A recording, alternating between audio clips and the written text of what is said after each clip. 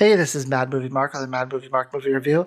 Thank you for joining me as I review the 1999 crime drama Ghost Dog: The Way of the Samurai. There's no way I'm ever going to explain this. Hey, well, I'll go ahead and explain it. I was recommended this movie by a YouTuber named Alaska's YouTube.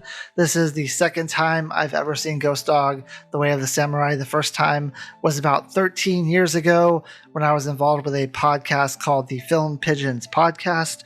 So I don't remember anything from back then. So this is like, it's a first time watch. And since then, I've also seen the movie La Samurai, which this movie is a lot alike. You can definitely see that this movie borrows a lot from the movie La Samurai. So Ghost Dog stars Forest Whitaker, who is an actor. Whenever I think of his name, I think, wow, I've seen so many movies starring Forest Whitaker. But then when I think about it, and when I try to talk about the movies I've seen of his, I can't think of any. So, have I actually seen a lot of Forest Whitaker movies? I don't think so. I thought I did for some reason, but maybe not. In this movie, he plays an assassin for the mob.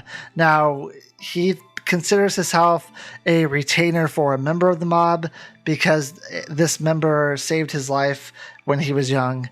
Now, in this movie, he ends up getting a copy of the book Rashomon, and in the book / movie Rashomon, there is one event that's told three different ways, three different stories, three different point of views, and the way in which this mobster saved his life, the mobster has a different point of view of how it happened than Ghost Dog does. So I think that's a really cool tie-in with the movie Rashomon, which is a fantastic movie, by the way. 10 out of 10 for Rashomon. So Ghost Dog plays an assassin for the mob, and he is tasked with the job of killing a mobster. Now, when he goes to kill this mobster, he sees that there is a young woman there with him, and he leaves the young woman alive, and she's actually the one who gives him the copy of the book Rashomon. So when he gets back, he learns that no one thought that woman was going to be there. This woman complicates things because she wasn't supposed to be there. And now you have a mobster who's dead. And I believe she's like the girlfriend of another mobster is there when she's not supposed to be. So they decide that they're going to just blame the whole incident on Ghost Dog, and they're going to try to kill him. Now, in a very funny scene, the only one who knows what Ghost Dog looks like is the retainer guy, and the other ones have no idea what he looks like. They've never seen him before. And when they're asking him what he looks like, he says, well, he's a big and he's black, and he lives on top of a roof with birds. And they're like, wait a minute, he lives with birds? What kind of birds? Why would he live with birds? Which is a very, very funny scene. Just like in La Samurai, the samurai in that movie also lived with a single bird, and it was actually a huge part of the plot of the movie, just like these birds are. Now, once they kind of realize what he is, a general description of what Ghost Dog looks like, the mob sends their henchmen. They're very stupid henchmen. So just like in a mob movie, this is kind of like a parody of a mob movie. It almost seems like, because the mobsters are all old. One of them's like always falling asleep and tired all the time. They are Italian, and the ones that are kind of underneath at the bottom level are not that smart.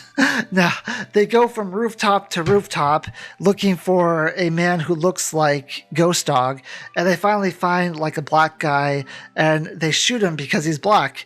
They were told to shoot anyone who might look like Ghost Dog, and then they go up to him and they're like, oh, I think this is the wrong guy. Oh, well, whatever. We messed up. So Forest Whitaker's character, Ghost Dog, he ends up learning that these guys are after him, so he starts to go on the run. Now, while he's on the run, we learn that his best friend is a ice cream salesman who only speaks French, and Ghost Dog does not understand French. So it's funny that they consider themselves best friends with each other, but neither one of them can understand the other one. And to be honest, that's probably like the very best friendship anyone could anyone could have, where you don't understand each other. You have no idea what the other one's saying. You can't get offended. You can't get mad. You just, have pleasant conversations where you don't know what anyone's saying. He also meets a little girl in this movie who kind of thinks that he doesn't have any friends, so she befriends him, and he ends up giving her a copy of Rashomon, the same copy of the book Rashomon to read, and she ends up absolutely loving it, at least the first story of it. I think the first story is the one that the movie is based on, and I didn't actually know that there were other stories in Rashomon. I could be wrong about that, but I'm pretty sure the way that they were describing it, Rashomon is based off the first story. I don't even know what the other 5 are. So maybe it incorporates all 6 stories into the movie, but I don't know. I haven't read the book, but it only seems like it incorporates that one, the first story. So he ends up going after these mobsters because he realizes that he's going to have to kill them before they kill him. And there's one scene where he just like bursts into the door, and I mean, he's kind of stealthy, but he does get into the door, and he just starts shooting these mobsters one at a time, killing them. And then there's like a higher mob boss that he has to kill, and he does that in a very smart way. Now, the way he kills this last mob boss, it seems like it's very lucky that this mob boss is in the exact area that he wants him to be in, but it's still pretty cool nonetheless. And then at the end of the movie, we get like a shootout between Forrest Whitaker and his retainer. I won't tell you how this ends because you might want to see the movie. But let's just say it's not really a fair fight at the end of the movie. And that's basically it. That's basically the whole movie. The ending is kind of similar to Lost Samurai as well in what happens with the main characters in both movies. And I enjoyed Lost Samurai more, especially because there was this really cool subway scene in that movie that I really enjoyed. I thought the cinematography was better in Lost Samurai. But this is still a very good movie. This is probably Forrest Whitaker's best acting performance, even though I can't remember any of his other roles. Although I think I did see him in something like The Last King of Scotland or something like that. But this is probably Forrest Whitaker's best role that he's ever done.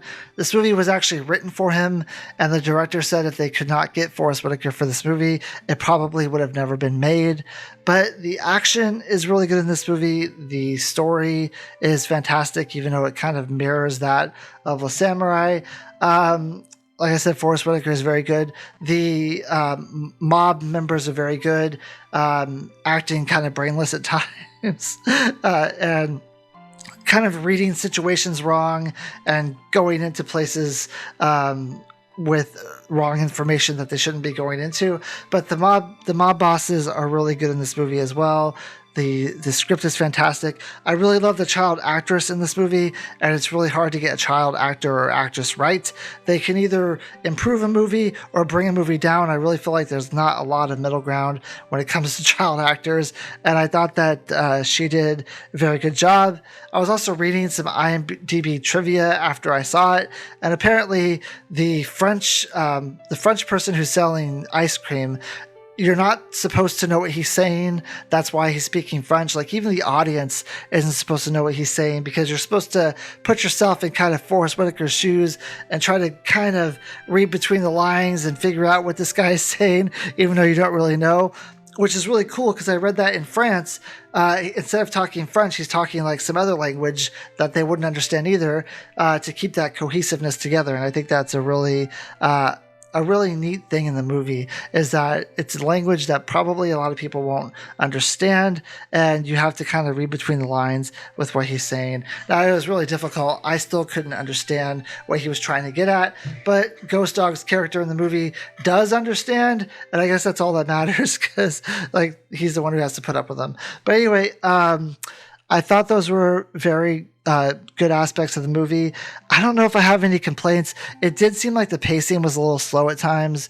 It's one of those movies where it really builds up to a lot of action at the end and it really delivers or it doesn't. Now, I thought that this movie delivered pretty well. I thought at the end there was enough action. I mean, I always hope for more action. I always hope that there's like, if he was in a room of like 50 guys and he was trying to fight them off one at a time, like that would have been, I would have enjoyed that more. But, you know, he does do a good job. They do give him enough to do here at the end of the movie. But I will give it an 8.5 out of 10. I quite enjoyed it. Not as good as as some of the movies that I've seen, but still a very solid movie. I hope you join me next time when I review another suggestion from a different YouTuber. This one will be called Mildred Pierce. Thank you. Have a great day.